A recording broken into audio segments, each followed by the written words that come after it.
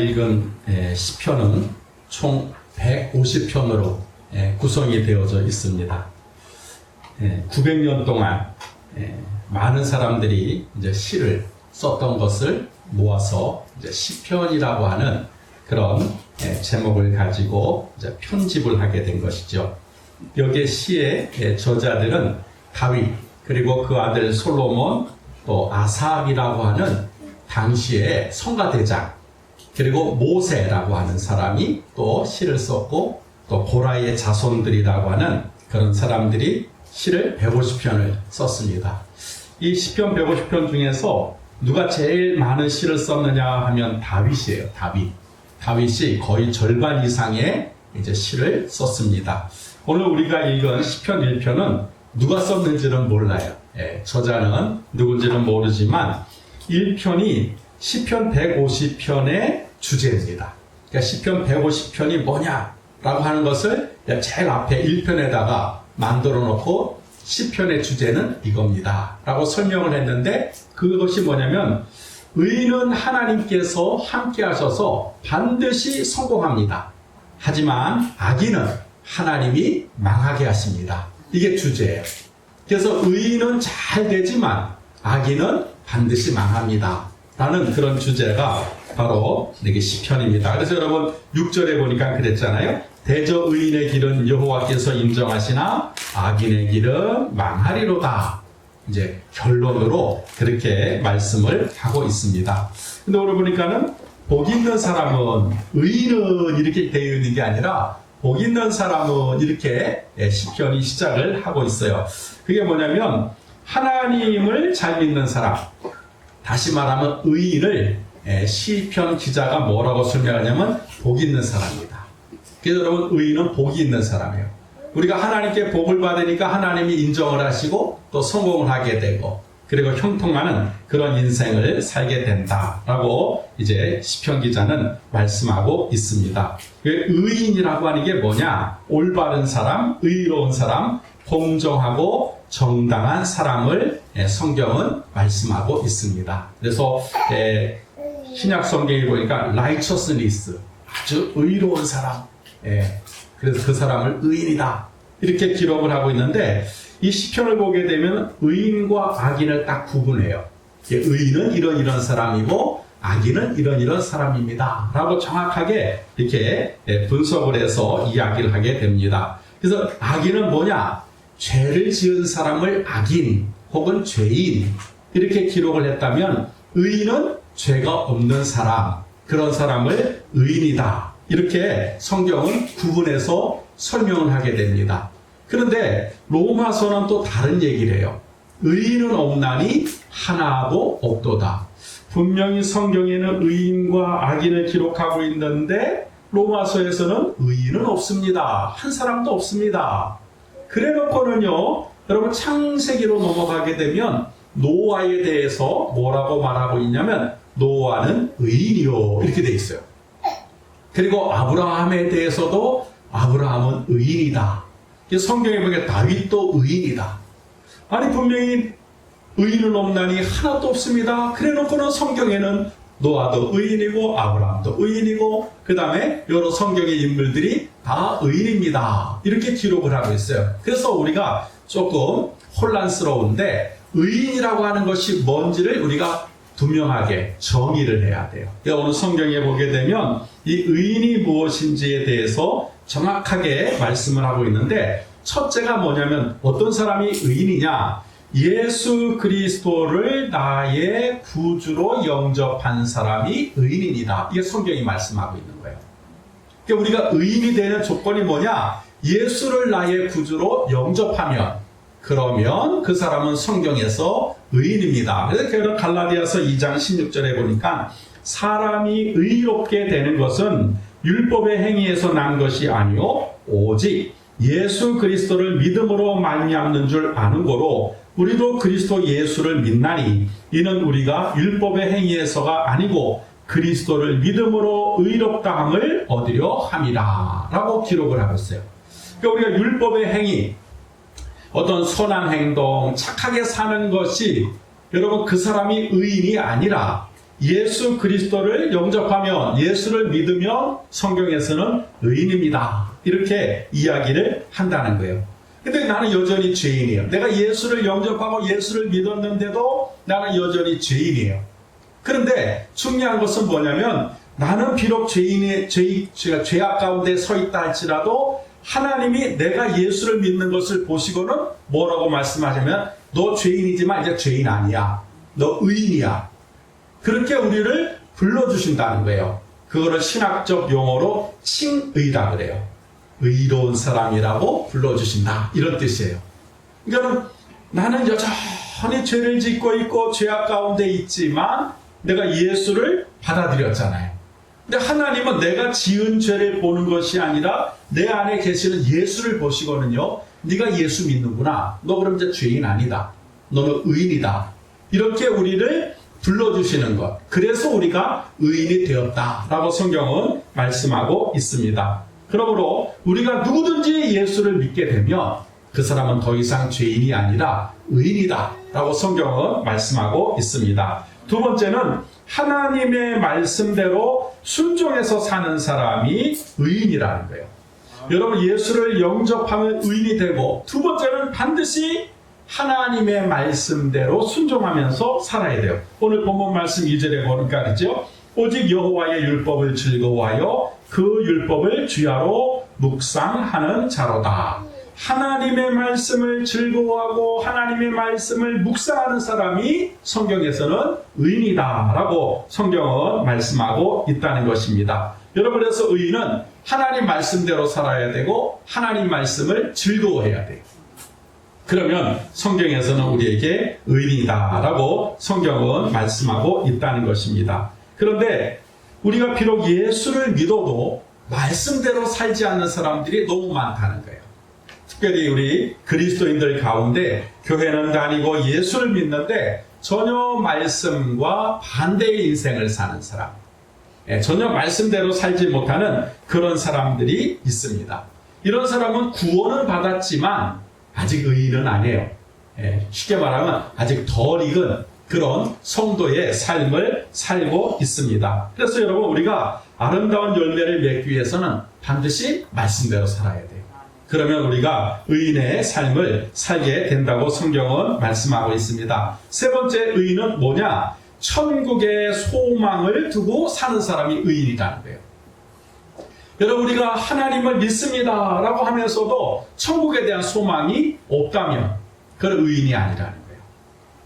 지금 우리의 삶이 어렵고 힘들고 고통스러워도 의인은 항상 천국에 대한 소망을 가지고 천국에 대한 기대를 가지고 사는 사람, 그런 사람이 성경에서는 의인이다 이렇게 말씀하고 있습니다. 비록 우리가 이 땅에 살아가고 있지만 이 땅에 대한 소망을 갖지 않아요.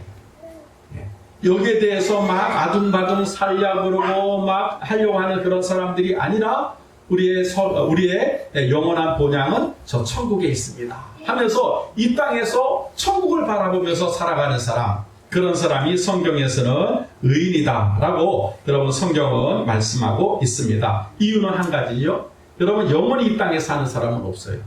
우리는 누군가 다 한 번은 죽게 되는데, 근데 그 다음 세상을 기대하고 그 다음 세상에 소망을 두는 사람, 그런 사람이 바로 의인이라는 거예요. 재미난 이야기가 하나 있습니다. 로마의 콘스탄티누스라고 하는 황제가 이제 기독교를 국교로 인정을 해요. 313년에. 여러분, 로마 시민들은 이제 전부 다 예수 믿으십시오. 그전에는 예수 믿는 사람 막 잡아다가 죽이고 막 그랬잖아요. 근데 이 콘스탄티누스라고 하는 그 황제의 부인이 아주 독실한 기독교인이었어요.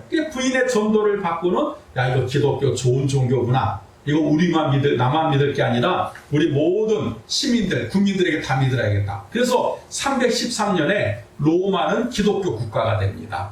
거기에 핵심 인물이 콘스탄티누스예요. 그리고요, 여러분, 우리가 지금 지키고 있는 주일, 전에는 안식일에 예배를 드렸잖아요. 그런데 콘스탄티누스 황제가 이제는 주일날 예배 드려. 그래서 이제 지금 우리가 주일날 예배를 드리는 거죠. 근데 이 사람은 예수를 믿어도 세례는 안 받았어요. 왜냐하면 그 당시 세례를 받으면 정식 기독교인이 됩니다. 그럼 하나님 말씀대로 살아야 돼요. 근데 세례를 받으려고 하니 자기는 로마 황제잖아요. 이 세상이 좋은 쾌락과 이 부귀와 영화를 이제는 다 버리고 말씀대로 살아야 된다고 하니까 세례를 안 받는 거예요.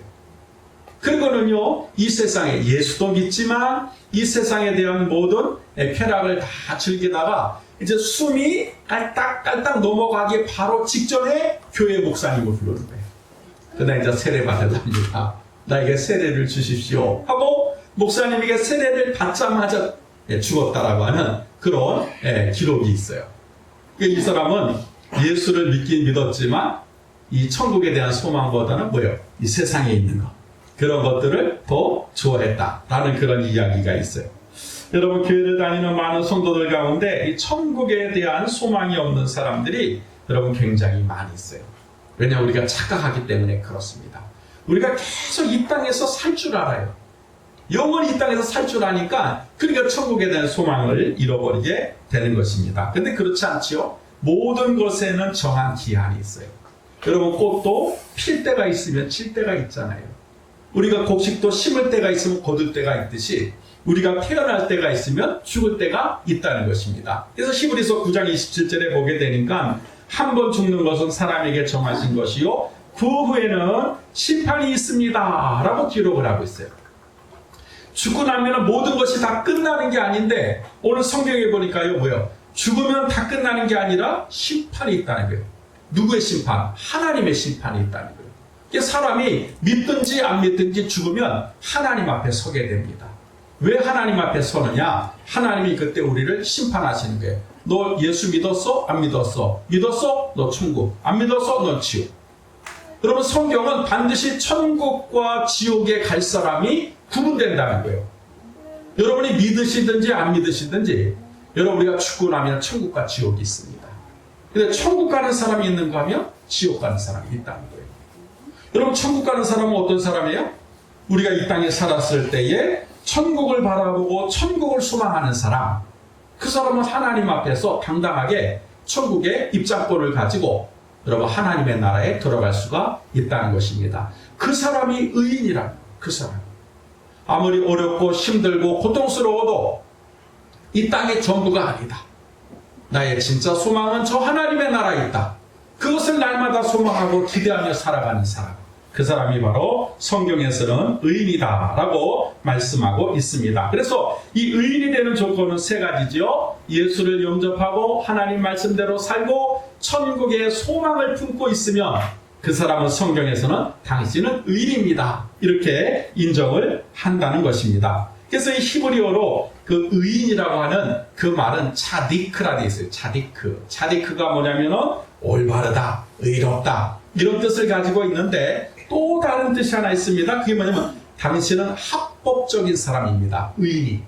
그러니까 하나님으로 말미암아 당신은 합법적인. 누가 뭐라 그래도 하나님이 당신을 의롭다라고 하면 그거는 당신은 의로운 사람입니다.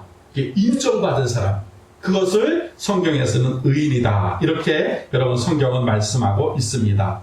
여러분, 아브라함 시대 때 이 소돔과 고모라라고 하는 성에 의인 10명이 없어서 그 성이 불과 유황으로 멸망하게 됩니다. 당시 소돔과 고모라는 가장 발달한 도시였어요. 오늘날 서울과 마찬가지고 뉴욕과 마찬가지고 가장 많은 사람들이 그 당시의 문화와 문명을 이루었던 그런 사람들이 소돔과 고모라의 사람들이에요. 얼마나 많은 사람들이 있었는데도 불구하고 여러분 의인 10명이 없었다는 거예요. 그래서 결국 하나님 앞에 심판을 받고 멸망을 당했다라고 하는 것입니다. 여러분, 그렇다면 오늘날은 어떻습니까? 과연 우리가 살고 있는 이 도시에 굴이라고 하는 도시가 20만 명이 넘는데 과연 의인 10명이 있을까요? 그는 몰라요. 하나님밖에 몰라요. 여러분, 그럼 내가 지금 예수를 믿고 있는데 나는 정말 하나님이 인정하시는 의인일까요? 그건 자기 스스로 점검을 해봐야 됩니다. 여러분, 대한민국의 교회가 엄청난 교회가 많고 수백만 명의 성도들이 있지만 과연 의인은 몇 명일까요? 여러분, 우리가 한번 이걸 생각해 봐야 돼요. 전부 다 성경 끼고 교회 왔다 갔다 하고 해서 다 의인이 아니라는 거예요. 하나님이 기준에 맞춰야 되고 하나님의 인정을 받는 사람, 그 사람이 바로 성경에서는 의인이다라고 성경은 말씀하고 있습니다. 그래서 오늘 이제 시편 1편이 그 의인의 조건에 대해서 구체적으로 기록을 하고 있어요. 1절은 뭐냐면 의인이 하지 말아야 될 행동, 2절은 의인이라면 반드시 해야 될 것, 3절은 그래서 의인이 된 사람이 받는 축복을 기록하고 있다면 4절에서부터 6절까지는 이제 하나님이 의인은 이렇게 하나님이 인도하실 것이고 악인은 하나님이 이렇게 심판하실 것입니다. 그거를 6절까지 짧은 구절이지만 아주 간단하지만 그리고 아주 구체적으로 기록을 하고 있습니다. 그래서 여러분 의인이 해야 될, 의인이 하지 말아야 될 행동이 있다는 거예요. 여러분 그게 보니까 1절에 기록이 되어 있죠. 악인의 꾀를 쫓지 말아야 된다. 이게 첫 번째. 요즘에 성남시 대장동 때문에 세상이 시끄럽지요. 근데 거기 보게 되니까 많은 사람들이 연루가 되어서 여러분 곤란한 처지에 놓여 있는 사람들이 많이 있어요. 그 사람들의 그 모든 것을 보게 되면 뭐냐면 악인의 꾀를 쫓았다는 거예요. 조금 투자하면 엄청난 그런 수익을 얻습니다. 그 말을 듣고는요 전부 다 거기다가 그냥 불법적으로 돈을 투자한 거예요. 여러분 악인의 꾀가 그래요. 처음 들을 때는 달콤하고 그게 별것 아닌 것 같은데 나중에는 그게 드러나게 되면은요 엄청난 그런 후폭풍이 불어오게 되는 것을 성경은 말씀하고 있습니다. 그래서 악인의 꾀를 쫓지 말라는 거예요. 지금 여러분 국회의원부터 시작을 해서 여러분 여러 사람들이 지금 나는 아닙니다 하고 이렇게 발뺌을 하고 있지만 이제 아직까지 사건이 다 드러나진 않았지만 만약에 드러나게 되면 아마 놀라운 일들이 일어나게 될 거예요. 그동안 아주 깨끗한 것 같고 정직한 것 같고 공정했던 사람인 것 같은데 그 사람들이 악인의 꾀를 쫓아버린 거예요. 그러면 낭패를 당하게 된다는 것입니다. 그래서 여러분 의인은 악인의 꾀를 쫓아가면 안 돼요. 이것이 정상적인 방법이 아닌 것 같다라고 하면은요 돌아서야 돼요. 천천히 가더라도 올바른 길로 가야 됩니다. 늦더라도요 여러분 올바른 길로 가게 되면 더 빠르게 될 수 있다는 거예요. 그래서 성경은 마태복음 5장에 그랬잖아요. 의인은 넓은 길로 다니는 것이 아니라 좁은 길로 다녀야 된다 라고 성경은 말씀하고 있습니다. 두 번째 의인이 하지 말아야 될 일이 뭐냐면 죄인의 길에 서지 말아야 돼요. 여러분 오비일학이라는 말이 있죠. 까마귀 날자 배 떨어진다. 괜히 오해를 받게 되고 또 누명을 쓰게 되는 그런 과정을 이야기하게 되는 거죠. 대학생들이 해외여행을 다녀오고 나다가 전과자가 되는 경우들이 많이 있었대요. 이제 한동안 여러분 우리가 이 해외여행 붐이 일어났지 않았어요? 너도 나도 없이 대학생들이 다 방학이 되면 해외로 나갔는데 이제 귀국하기 위해서 공항에 딱 서 있으면 한국 사람이 접근한다는 거예요. 어디 가세요? 한국에 돌아가는데 그럼 내가 비행기값 대줄게요. 그리고 돈도 더 줄게요. 조건이 하나 있습니다. 요 가방 하나만 들고 통과해 주세요. 별로 조그만 가방인 거예요. 그래서 아무 생각 없이 뭐 그러죠. 왜? 공짜로 항공권도 주고 거기다가 용돈까지 준다고 하니까. 그래가지고 대학생 순수하잖아요. 그 대학생들이 뭣도 모르고 인천공항에 딱 도착해서 검색대를 통과할 순간 국세청 또 이런 마약 사범 잡는 사람들이 득달같이 달려든다는 거예요. 그러니까 이 가방에 뭐가 들어있냐? 마약이 들어있는 거예요. 나는 모르는데요? 나는 다른 사람이 시켜서 했는데 그 사람 누굽니까? 모르잖아요. 당신 마약 지금 일반책입니다. 그래서 대학생들이 전과자가 되고 범죄인이 되고 지금도 감옥에 갇혀있는 학생들이 있다는 거예요. 자기는 억울하다는 거예요. 왜 억울해요? 죄인의 길에 섰기 때문에 억울한 거예요. 왜 누명을 썼어요? 죄인의 길에 섰기 때문에 여러분 누명을 쓰게 된 것입니다. 그래서 오늘 성경은 뭐예요? 백로냐 까마귀 노는 곳에 가지 말라는 거예요. 괜히 죄가 있고 범죄가 있는 곳에 얼쩡얼쩡거리다 보게 되면 나도 같이 죄인 취급을 당할 수 있기 때문에 아예 성경은 너 의인이라면 죄의 길에 서지 마라 라고 성경은 우리에게 말씀하고 있습니다. 여러분 성도가 도덕과 함께하고 사기꾼과 친구가 되고 범죄자와 날마다 동행한다면 누가 그 사람을 의인으로 보겠습니까? 그러니까 아예 여러분 죄인의 길에 서지 않는 것, 이것이 의인이 해야 될 행동입니다. 세 번째는 오만한 자의 자리에 앉지 말라 그랬잖아요. 여러분 성도가 있어야 될 자리가 있고 있지 말아야 될 자리가 있어요. 그리고 성도가 앉아야 될 상황이 있고 앉지 말아야 될 그런 여러분 경우가 있습니다. 그래서 여러분 지혜가 필요해요. 여러분 감투를 쓸 때도 마찬가지입니다. 내가 감당할 능력이 안 되면 뭐 아무리 회장 사장 감투를 줘도요 쓰면 안 돼요. 근데 능력도 안 되는 사람이 감투 쓰니까 문제가 되는 거예요. 감당도 못할 사람이 여러분 그 자리에 앉으니까 그때부터 문제가 생기게 되는 것입니다. 대통령도 마찬가지예요. 대통령이 될 사람이 대통령이 돼야 되는데 대통령이 되지 말아야 될 사람이 대통령이니까 나라가 망하는 거예요. 여러분이 전 세계적으로 보게 되면 여러분 필리핀이라든지 베네수엘라라든지 여러분 이런 나라 또 북한이라든지 여러분 그 지도자를 잘못 선택하고 지도자를 잘못 앉혀놓으니까 나라가 망하고 백성이 고통스럽지 않아요? 그러니까 앉아야 될 사람이 앉아야 되는데 앉지 말아야 될 사람이 그 자리에 떡 하고 버터가 앉아있으니 그래서 문제가 된다는 것입니다. 여러분 성경을 한번 보십시오. 아담과 하와가 먹지 말아야 될 것을 먹으니까 문제가 되잖아요. 하나님께서 선악을 알게 하는 나무의 실과를 먹지 마라. 그럼 먹지 말아야 돼요. 그 자리에 있지 말아야 됩니다. 근데 사단이 와가지고 속삭이잖아요. 야, 너 이거 먹으면 하나님처럼 된다? 자기가 하나님 될 수 없다는 걸 알잖아요. 근데 사단이 뭐라 그래요? 너도 하나님처럼 될 수 있어. 그 말을 듣는 그 순간 여러분 평범하게 보였던 선악과가 어떻게 보입니까? 성경을 보니까 그 여자가 그 나무를 본즉 먹음직도 하고 보암직도 하고 지혜롭게 탐스럽게 할 만큼 한 나무인지라. 아니 조금 전까지만 해도 그냥 선악과의 나무였는데 사단이 너 저거 먹으면 너 하나님 돼. 그러니까는 먹음직도 하고 보암직도 하고 지혜롭게 탐스러울 정도가 됐다. 말 한마디. 그걸 여러분 요한 사도는 뭐라고 얘기했어요? 이는 세상에 있는 모든 것이 육신의 정욕과 안목의 정욕과 이생의 자랑이니 다 아버지께로 쫓아온 것이 아니요 세상으로 쫓아온 것이다 라고 말씀하고 있어요.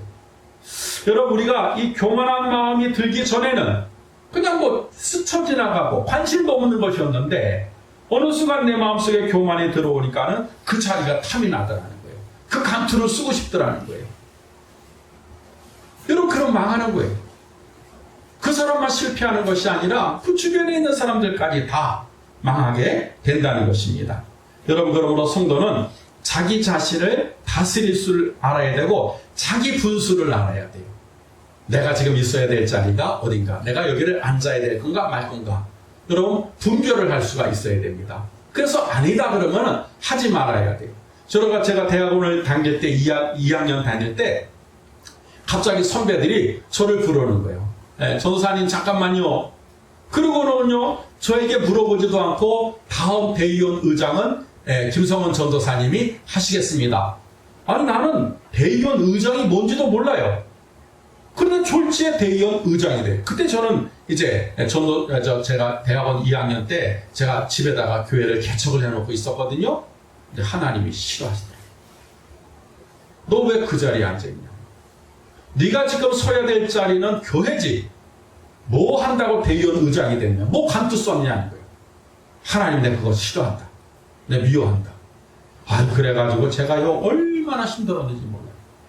그것 때문에 오해도 받고 미움도 받고 괜히 하지 말아야 될 것을 해가지고요 내가 낭패를 당하게 된 거예요. 여러분 남이 씌워준다고 해서 덥석 받아 쓰게 되면 그러면 곤란한 처지를 받게 된다는 것입니다. 그래서 의인은 절대로 오만한 자의 자리에 앉지 말아야 됩니다. 이걸 우리가 기억을 해야 돼요. 여러분 하나님이 인정하시는 의인이 된다는 것은 쉽고도 어려운 길이에요. 쉬운 것 같아도 정말 어렵습니다. 그래서 의인이 많지 않다는 거예요. 예수 믿는 사람은 많아도 의인은 많지 않다는 거예요. 근데 오늘 본문을 보니까 이렇게 쉽고도 어려운 의인이 되는 길이 간단하다는 거예요. 간단하다는 거예요. 그게 2절에 기록이 되어 있어요. 그러니까 오직 의인은 여호와의 율법을 즐거워하며 그 율법을 주야로 묵상하는 자로다라고 기록을 하고 있어요. 죄인의 유혹을 물리치고 의인의 삶을 살기 위한 방법은 한 가지라는 거예요. 하나님 말씀이라는 거예요. 하나님 말씀이 나를 의인이 되게 하고 나를 의로운 사람이 되게 만들어준다는 거예요. 그래서 하나님 말씀을 즐거워하고 하나님 말씀을 묵상하면 여러분 우리는 전부 다 의인이 될 수 있다는 거예요. 그런데 문제는 우리 믿음의 성도들이 하나님의 말씀을 즐거워하지도 않고 하나님의 말씀을 묵상하지도 않는다는 거예요. 그저 교회만 왔다 갔다 할 뿐이지 전혀 하나님 말씀을 기뻐하거나 즐거워하거나 묵상하지 않기 때문에 그래서 여러분 우리가 의인의 삶을 살지 못한다는 거예요. 그게 간단해요.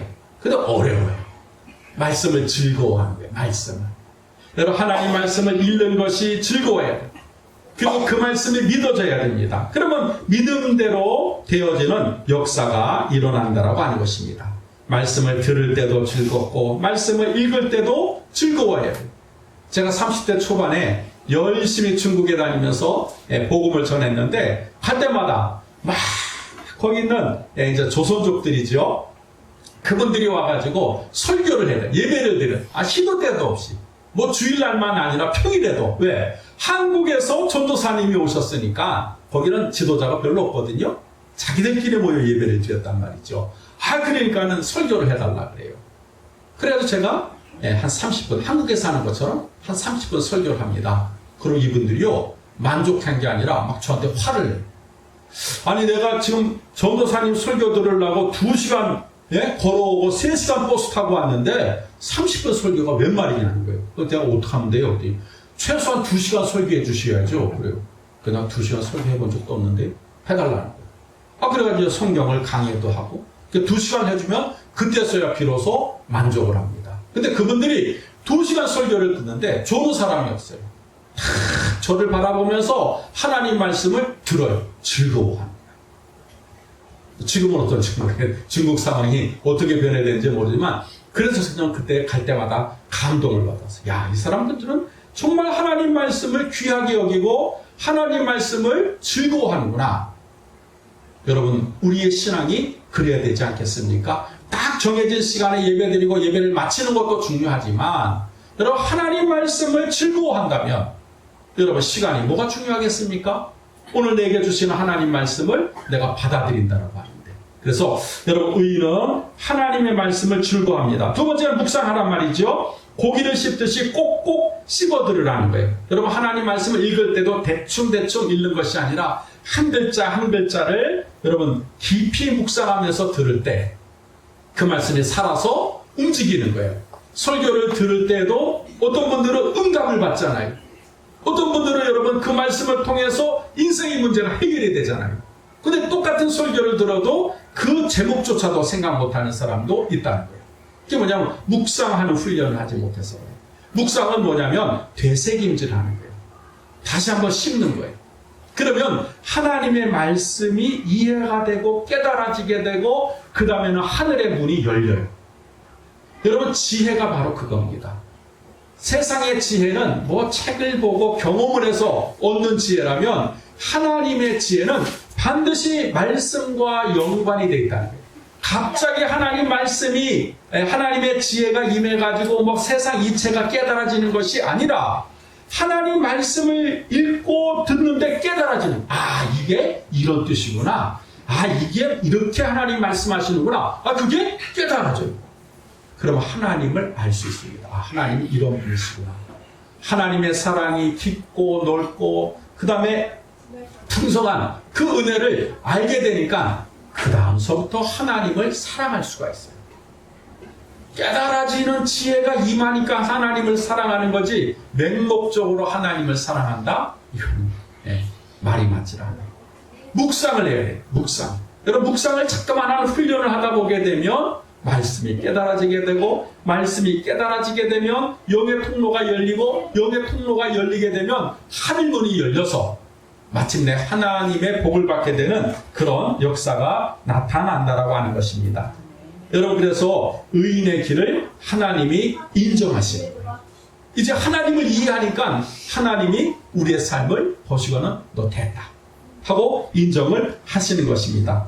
그러므로 여러분 오늘 우리가 이렇게 하나님 앞에 말씀을 즐거워하고 말씀을 묵상하게 되면 의인이 되는데, 의인이 되면 주어지는 축복이 바로 3절이에요. 여러분 3절에 보니까 뭐라 그랬어요? 이는 시냇가에 심은 나무가 시절을 쫓아 과실을 맺으며 그 잎사귀가 마르지 아니함 같으니 그 행사가 다 형통하리로다. 할렐루야. 나무를 심었는데 광야나 사막에 심은 것이 아니라 사시사철 물이 흐르는 시냇가에 나무를 심었다 이 말이에요. 그러면 이건 뭐 보나마나예요. 그런 계절을 쫓아서 열매를 맺게 되고 잎사귀가 마를 일은 왜? 물이 항상 풍성하게 되니까. 의인이 그렇다 이 말이에요. 여러분 우리가 하나님 앞에 의인이라고 인정을 받게 되면 우리의 삶이 그렇다는 거예요. 그래가지고 항상 푸른, 항상 열매 맺는 그런 인생이 된다라고 성경은 말씀하고 있습니다. 그러면서 우리에게 뭐라 하세요? 그 행사가 그의 삶이 다 형통하리로다 그래서 형통. 이 형통이라는 말이 써 있어요. 이 형통이라고 하는 영어 성경을 보게 되면 success, 성공한다. 근데 여러분 히브리어를 보게 되니까 이렇게 됐어요. 막힌 곳이 뚫려가지고 통과한다. 그리고 번영한다, 성공한다, 잘 된다. 이런 뜻을 가지고 있어요. 이게 형통이라는 단어가 보통 단어가 아니에요. 여러분 우리가 의인이 되면 형통한 삶을 살게 되는데 우리 인생길에 막힐 때가 있잖아요. 예? 앞뒤로 사방이 다 막혀가지고 내가 어떻게 살아야 되냐, 뭘 해야 되냐 모르고 있을 때 의인은 그 뚫린다는 거예요. 이 뚫리는 역사가 여러분 형통이라는 거예요. 그 다음에 여러분 다른 사람이 지나가지 못하는 길을 하나님은 의인을 통과시킨다는 거예요. 그래서 이 일반인과 의인의 삶은 다르다고 성경은 말씀하고 있습니다. 성공도 한 번으로 멈추는 것이 아니라 계속해서 성공해서 마침내 번성하게 만들어주신다는 거예요. 누구에게? 의인에게. 여러분 그래서 마치 시냇가에 심은 나무가 계절을 쫓아서 풍성한 열매를 맺는 것과 같고 사시사철 잎사귀가 싱싱한 것 같은 것이 의인이다 라고 오늘 시편 1편은 우리에게 말씀하고 있습니다. 그래서 우리가 의인이 되어야 돼요. 그리고 우리는 의인의 삶을 살아야 됩니다. 그러면 형통하는 거예요. 그러므로 사랑하는 우리 성도 여러분, 우리 한마음교회와 우리 성도들은 하나님이 찾으시고 하나님이 인정하시는 의인이 되시기를 주의 이름으로 축원합니다. 여러분 우리가 의인이 되면 형통한 삶을 산다는 거예요. 그래서 믿음대로 되는, 기도한 대로 되어지는 그런 놀라운 역사의 삶을 우리가 살아갈 수 있다라고 성경은 말씀하고 있습니다. 그래서 오늘 말씀처럼 복 있는 사람이 되고 의인이 되어서 우리 모두가 하나님의 복을 마음껏 받는 그런 형통한 삶이 되는 한 주간이 되고 한 달이 되고 여러분 평생이 되기를 주의 이름으로 축원합니다. 기도하겠습니다. 하나님 아버지 감사합니다.